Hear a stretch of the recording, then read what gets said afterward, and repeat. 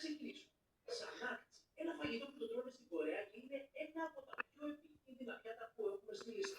Το φαγητό αυτό φτιάχνεται από ένα είδος χταποδιού, το οποίο είναι πολύ μικρότερο από το χταπόδι που έχουμε συνηθίσει εμείς να τρώμε. Πριν σερβίρουν το χταπόδι, κόβουν τα πλοκάμια του σε πολύ μικρά κομματάκια, τα βάζουν απλά σε ένα πιάτο και το σερβίρουν χωρίς καν να το μαγειρέψουν.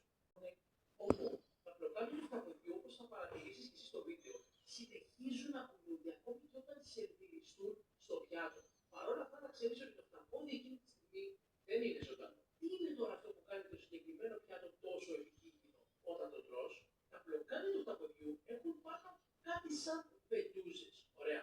Και όπως είδες στο βίντεο, τα πλοκάμια κινούνται και το ίδιο κάνουν και οι πετούζες αυτές. Όταν πας εσύ να φας το χταπόδι αυτό, το οποίο κινείται την ώρα που το τρως, σε κάνουν άλλο ένα τελευταίο βήμα.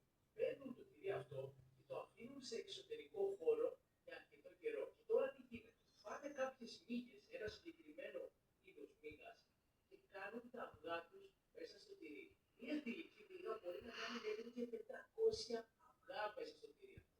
Αυτό έχει σαν αποτέλεσμα να γεννιούνται μέσα στο τυρί χιλιάδες προβλήματα στο στομάχι σου. Όταν φας αυτό το τυρί, τότε μπορεί να προκύψουν πολύ σοβαρά προβλήματα υγείας και ακόμη και θάνατος. Και πάμε στο τρίτο επικίνδυνο φαγητό της λίστας. Έχιζεν κουράγιο. Κάπως έτσι τέλος πάντων.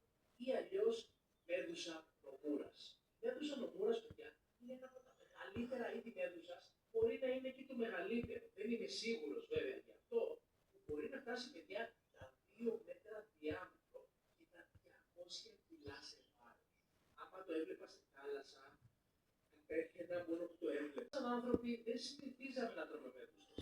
Όμως τα τελευταία χρόνια έχει παρατηρηθεί ότι οι μέδουσες αυτές πιάνονται σε πολύ μεγάλες ποσότητες και πολύ συχνά στα σπίτια των ψαράδων.